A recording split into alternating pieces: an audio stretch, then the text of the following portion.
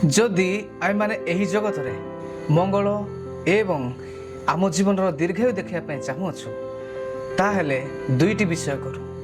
प्रथम विषय पितामाता आज्ञावह हो एवं द्वितीय विषय पितामाता को समादर करूँ। यह ईश्वर वाक्य आम मान शिक्षा दिए।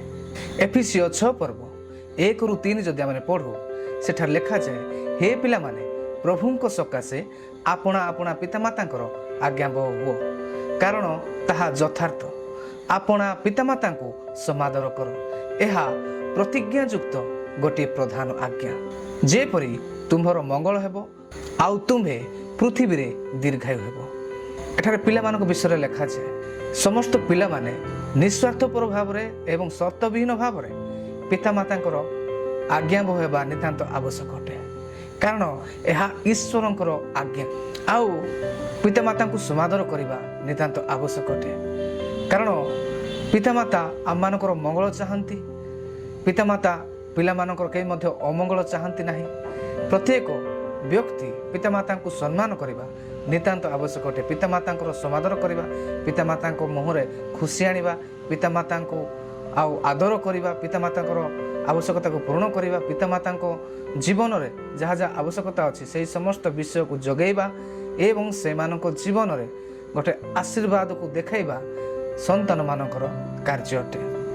ईश्वर को वाक्य आम मान शिक्षा दिए। जदि आम से प्रकार पितामाता को समादर कर ताहले आम मैंने मंगल देखा एवं दीर्घायु हेबा। जदि आम मैंने पितामाता दुख सुख ठिया होउछु, जदि आम मैंने पितामाता आउ रोग समस्या आम मैंने से उत्तम जत्न नेउछु, ताहले आम मैंने आम जीवन में मंगल देखा, कई मध्य मैंने अमंगल देखा नहीं। आम जीवन में आम मैंने दीर्घायु देखा, कई मध्य समय न होनु आम मैंने मृत्यु देखा नहीं। यह ईश्वर को वाक्य आम मान को शिक्षा दिए। न्यू लिविंग ट्रांसलेशन बाइबल रे जदि मैंने देखू कलस्य 3 पर्व 20 पद लिखा जाए, चिल्ड्रेन ऑलवेज ओबे your parents for this pleases the Lord. अर्थात पिला माने सर्वदा पितामाता आज्ञावह हो, कारण यह ईश्वर निकट में संतोषजनक अटे। जितेबले आम मैंने पितामाता आज्ञावह हो, पितामाता को सम्मान करूँ, से ही समय ईश्वर संतुष्ट होता एवं आम जीवन में मंगल आनी था, आम जीवन में दीर्घायु आनी था एवं आमको से आशीर्वाद करती।